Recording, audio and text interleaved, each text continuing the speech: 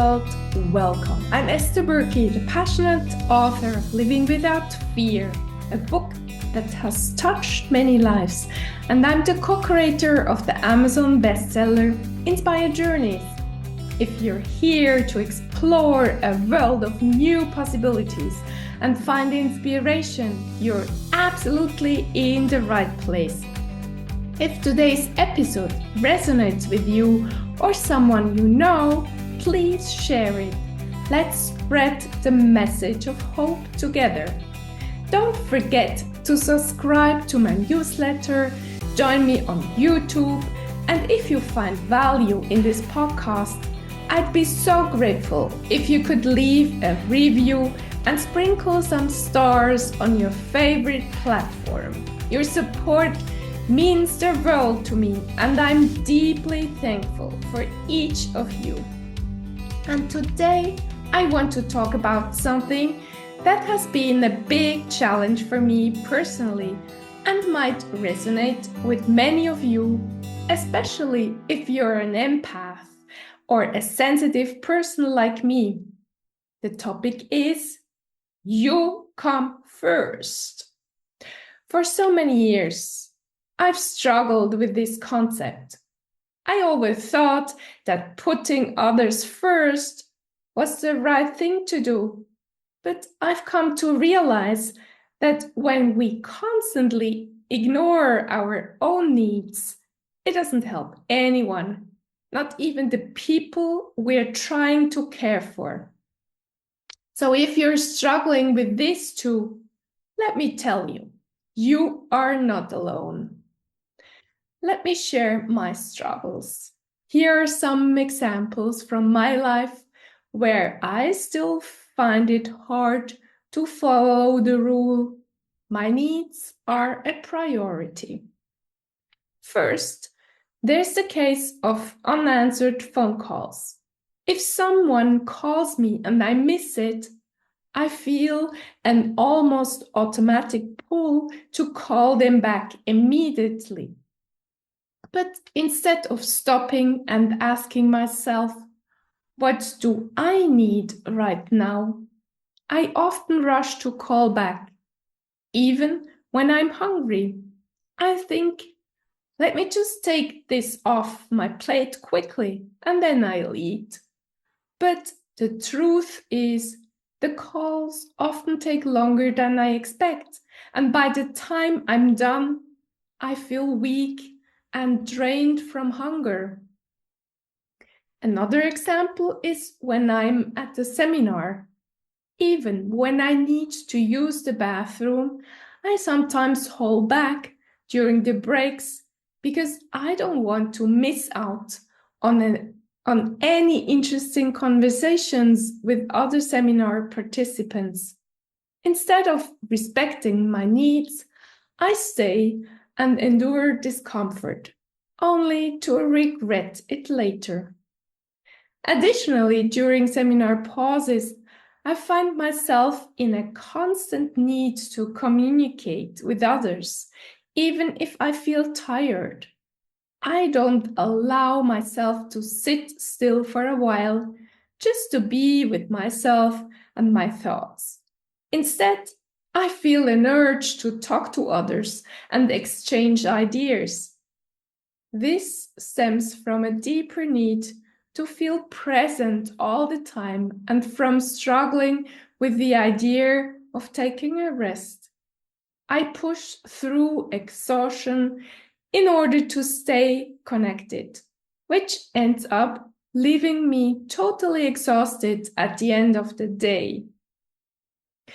Then there's grocery shopping with my younger son, who is almost 19. This happens a lot, especially on Saturdays after my morning swimming training. Often, we prepare a meal together and eat first. But even then, I feel completely exhausted. Instead of telling my son I need to rest before heading out, I push myself to go shopping after the meal because I want to get it out of the way.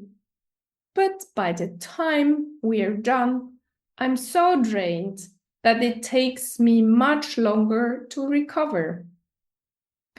Another situation is when I come home after a busy day.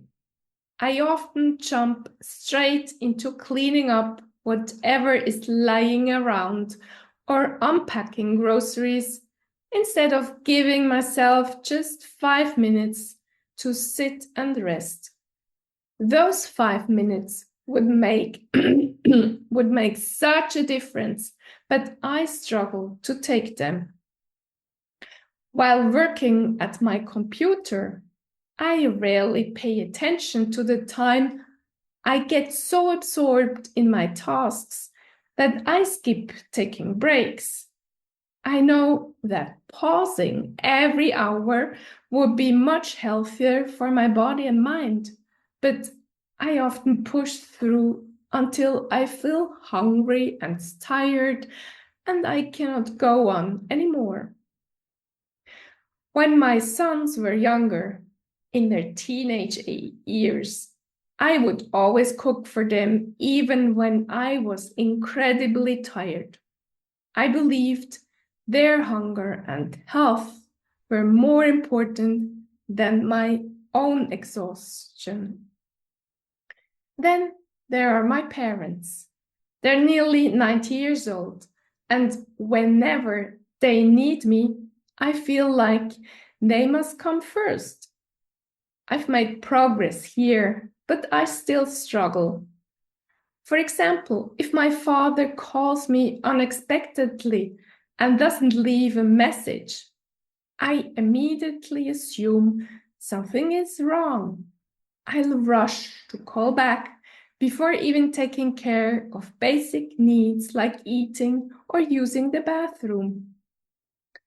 What consequences has this habit of always putting others first? When I reflect on these situations, I realize how much this habit impacts me negatively. I end up feeling drained, stressed, and sometimes even resentful, not because I don't want to help, but because I'm running on empty. And I think I'm not the only one.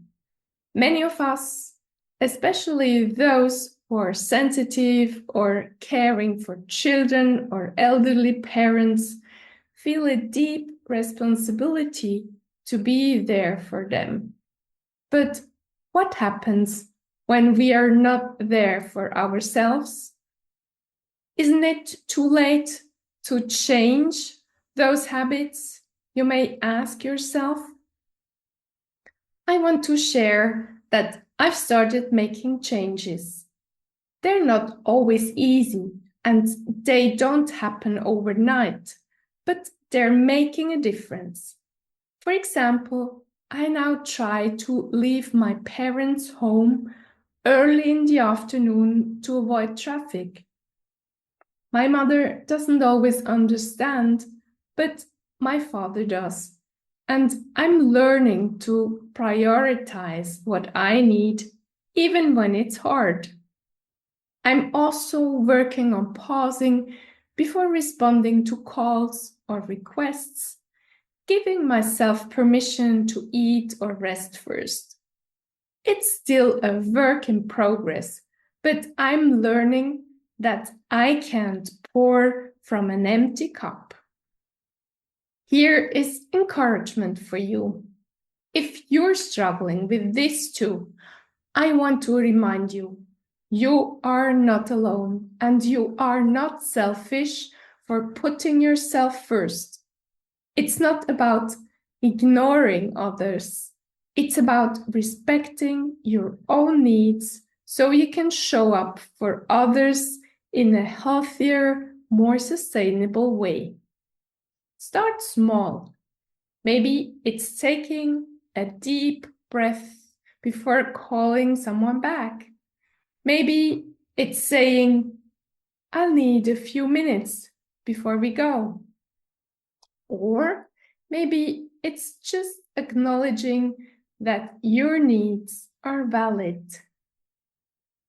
It's a journey, and every little step counts. You deserve to care for yourself just as much as you care for everyone else. I hope today's story inspires you. If you like personal support on your journey to becoming a better version of yourself, I'd be honored to coach you. Use the coupon code TRANSFORM for a free discovery call. I'd also love to hear your thoughts. Reach out on Instagram or YouTube to share what you've learned. Thank you, dear listener, for spending your precious time with me and being open to transforming your life. And let me remind you, if you're feeling lost or unworthy, know this: you are amazing, you are loved, and you are a gift to everyone who crosses your path. Have an amazing day, and I'll talk to you next week. And always remember, you come first.